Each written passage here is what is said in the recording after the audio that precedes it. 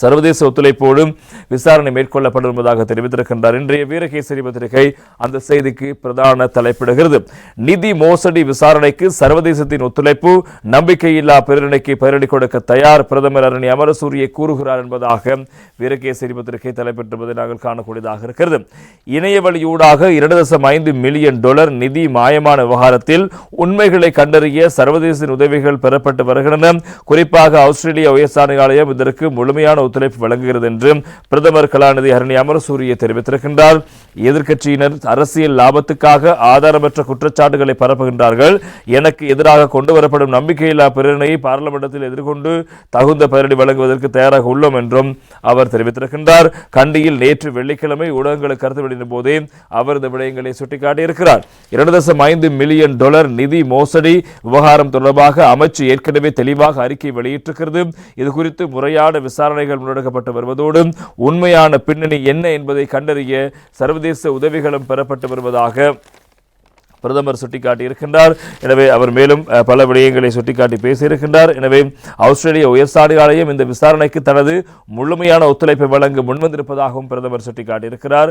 எதிர்க்கட்சியினர் ஆதாரமற்ற சந்தேகங்களையும் குற்றச்சாட்டுகளையும் முன்வைப்பதையே தற்போது தொழிலாக கொண்டிருக்கிறார்கள். அரசாங்கத்தின் மீது சுமத்தப்படும் குற்றச்சாட்டுக்கு பின்னால் எவ்வித உண்மையும் இல்லை.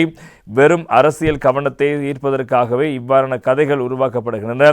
எனக்கு எதிராக நம்பிக்கையில்லா பிரேரணை கொண்டு வரப்பட்ட போவதாக கூறப்படுவதை வரவேற்கின்றேன். அது பார்லிமெண்டத்தில் முன்வைக்கப்படும் போது அதற்கு உரிய பதிலடி வழங்க நான் தயாராக இருக்கிறேன் என்பதாகவும் பிரதமர் தெரிவித்திருக்கின்றார். அரசாங்கம் ஊடகங்களை ஒடுக்க முயற்சிப்பதாக முன்வைக்கப்படும் குற்றச்சாட்டுகளை முற்றாக மறுக்கின்றோம். ஊடகங்களுக்கு முழுமையான சுதந்திரம் வழங்கப்பட்ட போதிலும் பொறுப்புணர்வோடு செய்திகளை வெளியிடும் கடமை ஊடகங்களுக்கு உண்டு. ஊடக சுதந்திரம் என்ற போர்வையில் முன்னெடுக்கப்படும் அரசியல் நிகழ்ச்சியாளர்கள் மக்கள் நன்கு புரிந்து கொள்வார்கள். அரசாங்கம் இவ்விதத்திலும் பலவீனப்படுத்த முடியாது என்பதாகவும் பிரதமர் கலாநிதி அரணி அமரசூரிய சுட்டிக்காட்டியிருக்கிற சந்தேகங்களை கூட ஒரு பாரிய பிரச்சனையாக எதிர்க்கட்சி எழுப்பிக் கொண்டிருக்கிறார்கள். அவர்கள் அரசியல் லாபம் தேடுகிறார்கள். எனவே எப்படியாவது ஆட்சியை பிடித்துவிட வேண்டும் என்ற நிலையில் தான் இருக்கிறார்கள். எனவே அது உண்மைத்தன்மை தொடர்பாக அதில் இருக்கின்ற உண்மை நிலவரங்கள் தொடர்பாக எதையுமே எதிர்க்கட்சிகள் ஆராய்வதில்லை. எனவே இப்படியான எதிர்க்கட்சியை நாங்கள் பார்த்ததே இல்லை.